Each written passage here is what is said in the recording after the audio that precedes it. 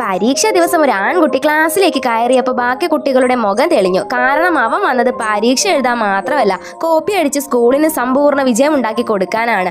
അവൻ അകത്തേക്ക് കയറി ആദ്യം തന്നെ അവന്റെ സ്കെയില് മുമ്പിലെ ബെഞ്ചിൽ വെച്ചു. ചോദ്യപേപ്പർ വാങ്ങി തിരികെ വരുമ്പോൾ ജോമെട്രി ബോക്സ് അടുത്തൊരു ബെഞ്ചിൽ വെച്ചു. മറ്റൊരു കുട്ടിയുടെ സീറ്റിൽ ഇറൈസറും വെച്ചു.